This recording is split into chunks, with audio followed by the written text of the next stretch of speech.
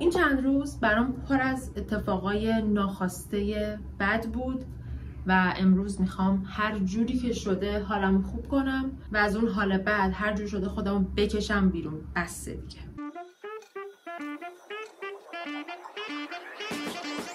سلام بچه‌ها جون، خیلی خوش اومدین به یه ویدیو دیگه با من.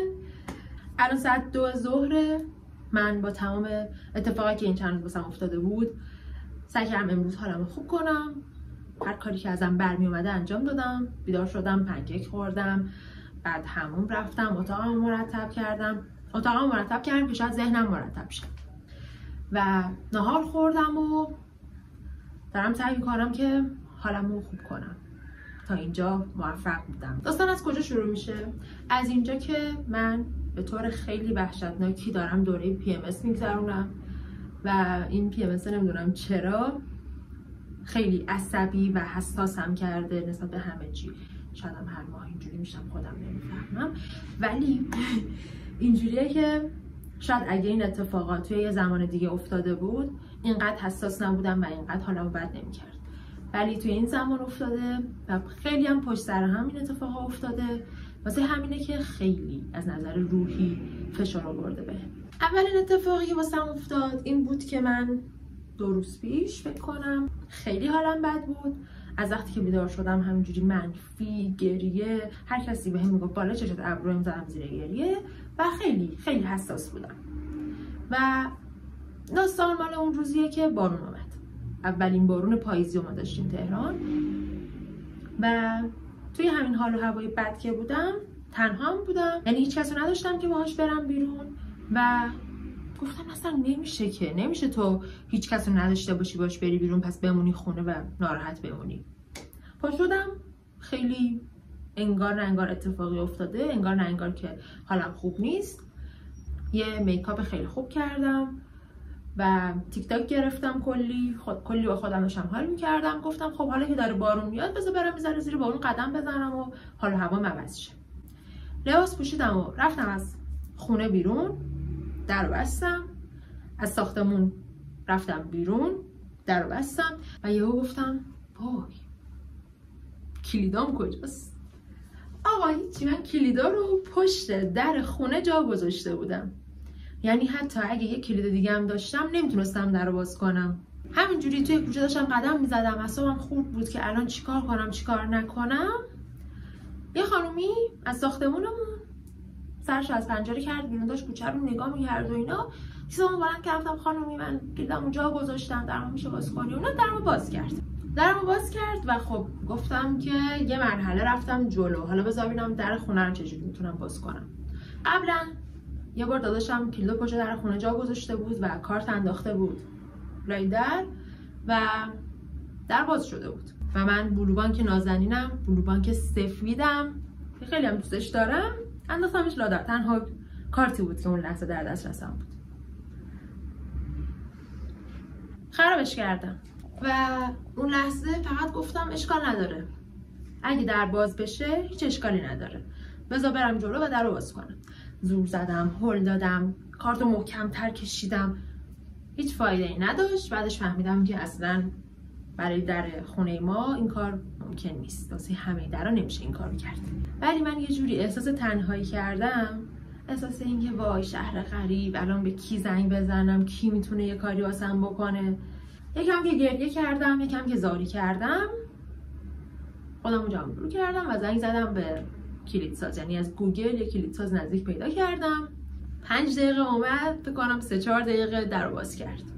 خیلی عجیب بود، ترسناک هم هست این قضیه البته، ولی خب در باز کرد و 400 تومن ازم گرفت. از یه طرف گفتم که اوکی نستن، اشکالی نداره، در باز شده، به هر حال اتفاق میفته، حواست نبوده، اشکالی نداره، واسه هر کسی ممکنه پیش بیاد. از یه طرف هم گفتم که بابا نستن، تو حواست کجاست؟ چقدر تو حواس پرتی؟ به هر حال که با تمام سرزنش ها و خودم رو آروم کردن ها گذشت. با این حال گفتم که بذار برم یکم قدم بزنم، واقعا نیاز دارم که تو خونه نباشم و از خونه رفتم بیرون.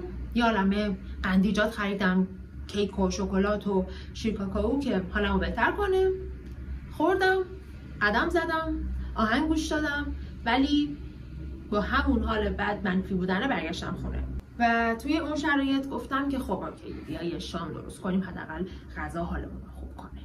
اولا که سیب زمینی داشتم سرخ می‌کردم، نمیدونم چرا واسه اولین بار سیب زمینی‌ها چسبید ته تابه. دوما که اومدم در رب گوجه رو باز کنم، این بیلبیلکش کنده شد و مجبور شدم با چاقو و گوشت بکوبم تا درشو باز کنم.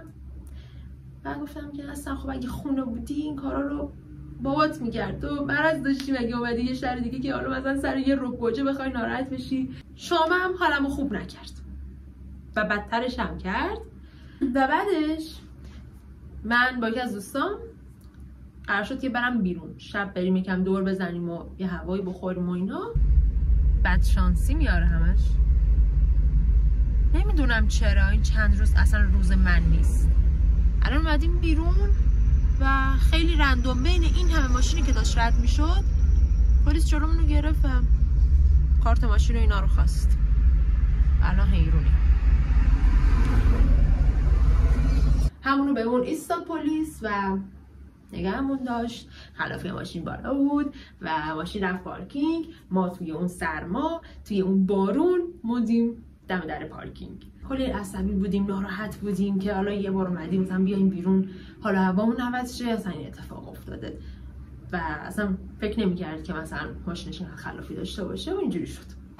ماشین رفت پارکینگ. بچه‌ها جون هیچی حالمو خوب نکرد.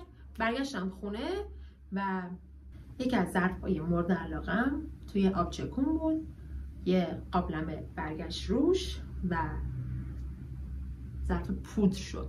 ولی یکم اینجای داستان خرافاتی میشه، اونم به خاطر این که من گفتم خیلی خوب یه ظرف شکست و اتفاقای بد تموم شدن. مثلا این قدیمی ها که میگن یه چیزی بشکنه رفع بلاه، دیگه حتی قرار نیست PMS باعث بشه که بخوام ناراحت بشم، چون که این همه اتفاق افتاده و این همه روز همش گریه کردم، همش ناراحت بودم، همش قصه خوردم. ولی امروز دیگه روز منه، دیگه نمیذارم هیچی خرابش کنه. و الان آخر هفتم هست، هفته رو میخوام خوب تموم کنم. درسته که تهران وقتی تنها زندگی میکنی یه ذره یه جور دیگه میگذره، ولی خب بازم کسایی هستن که بتونی باشون وقت بگذرونی. یه مشکلی که من دارم که هنوز نمیدونم چجوری بعد این مشکل رو حلش کنم، یه روزی به همین زودی یا بیارم سراغش و پیدا میکنم که چجوری مشکل رو حل کنم، اینه که من خیلی آدمیم که اگه قراره مثلا ساعت 7 یه جایی باشم از ظهرش دیگه فلج میشم، یعنی مغزم کامل فلج میشه، دیگه هیچ کار نمی کنم. زمان بگذره اون ساعتی برسه که من باید حاضر شم و برم بیرون. با این بچه موهام مشکل دارم.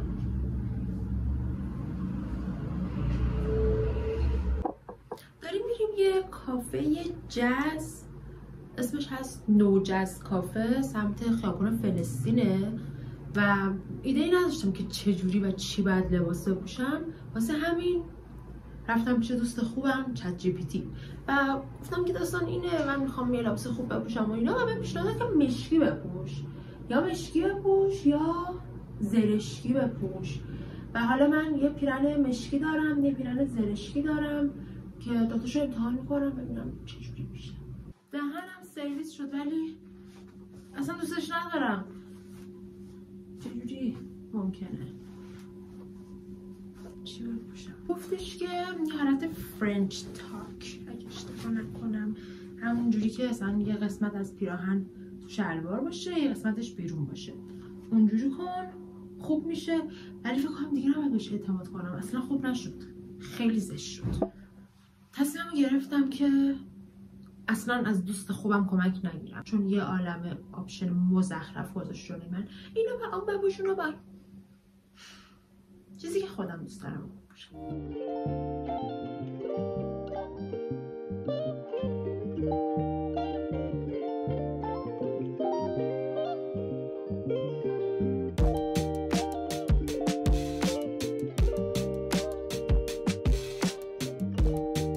خیلی مقابله میکردم واسه اینکه هدبند بزنم، ولی الان که یکم آرایش کردم انگار یکم بیشتر دوستش دارم. فکرم بچه موها اذیتم میکنه.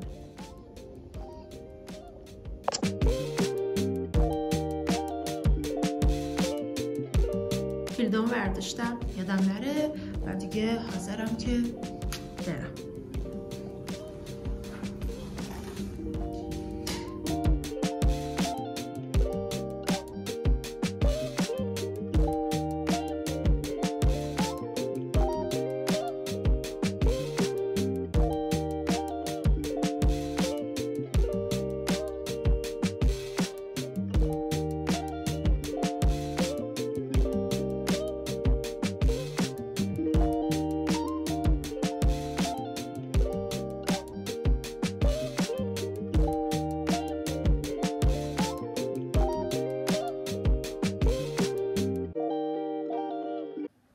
من رفتم بیرون و برگشتم و خیلی خوش گذشت. خیلی همه چی خوب بود. توی مسیری که داشتم میرفتم یه خانم خیلی گوگولی نازی بهم گفتش که عزیزم خیلی خوشگلی، قربونت برم، خیلی مواظب خودت باش و خیلی پروانه هایی تو قلبم. آره. و گفتم که این همون نشونه ایه که امروز قراره خیلی خوش بگذره، امروز همه چی قراره خیلی خوب باشه. رفتیم کافه جاز. اسمش اشتباه گفته بودم قبلا، نوجز نیست، نوجزه اگه اشتباه نکنم. در کل که اسمش توی مپ کافه جزه و خیلی کافه قشنگی بود. خیلی فضاش قشنگ بود. فضاشو دوست داشتم، آیتماشو دوست داشتم. آیتمایی که خوردیم با کیفیت و خوشمزه بودن. یه مشکلی که داشت این بود که سرویسشون خوب نبود.